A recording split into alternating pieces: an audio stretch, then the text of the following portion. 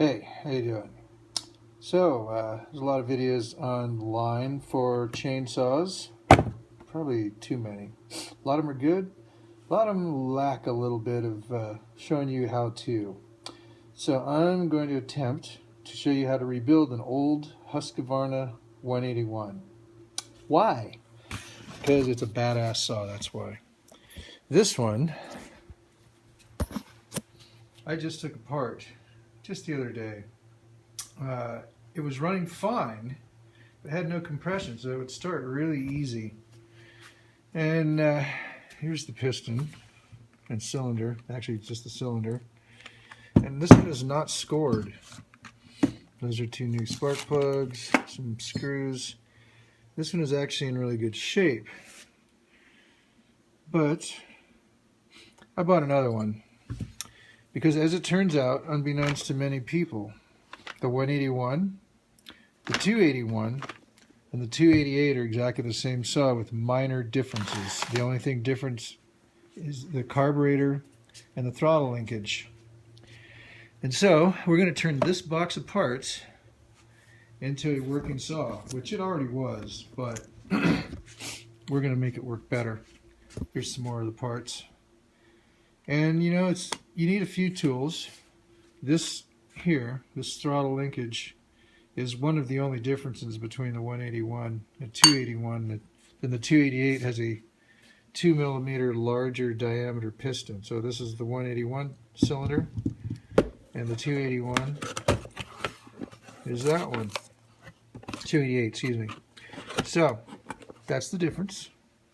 We're going to see if we can make this work. You have to excuse the mess of everything else I got going on in here, but that's my shop. So there you have it. All right, so we're going to start with cleaning everything, which I've already done. So I try to make these videos go a little faster and do some editing and you know, stuff like that. This is the tank. It's already been cleaned, relatively speaking. There's a little crud right there.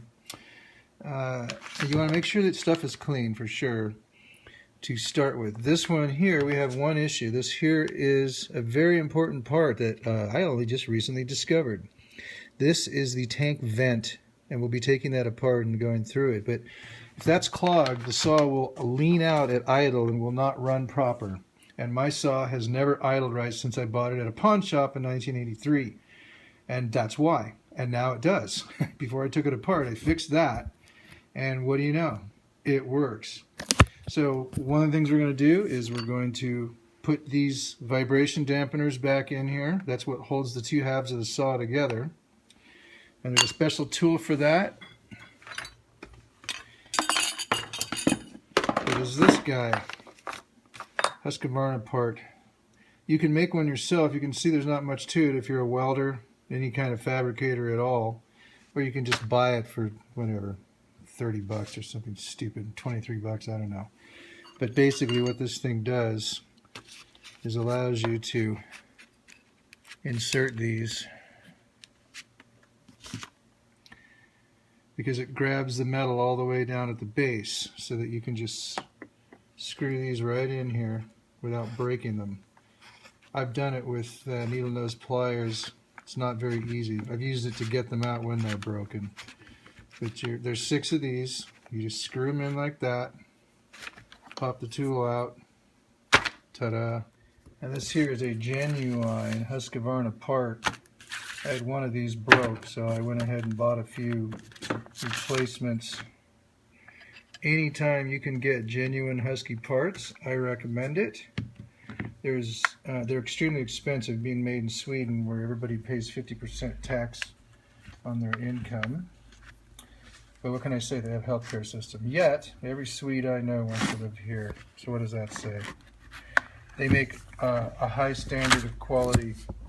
I've had their chainsaws, I've had their motorcycles.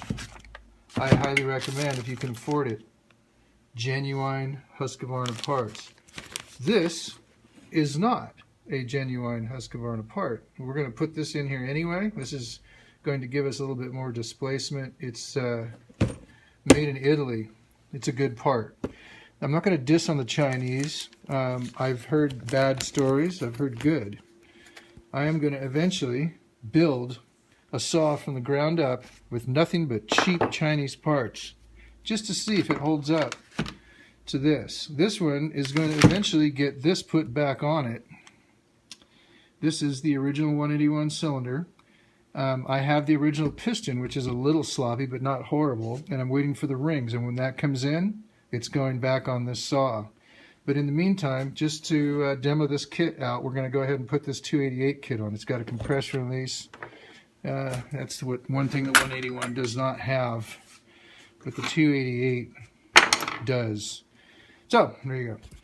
Next, we're going to do the trigger, which is the throttle, and the safety. And when these are put together in there, this thing blocks this from coming up until you squeeze it. And then here's this neat little trick of the throttle lock here. And that holds the throttle open when you go to start it. It's kind of tricky, but getting it together is not. Got this little guy goes on here.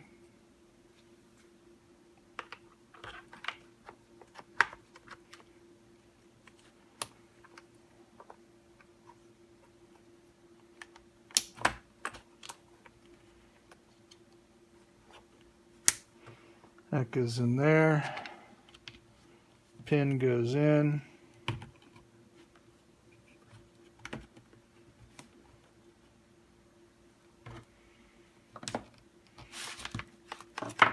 Throttle. Now this guy, this one is a little bit more difficult.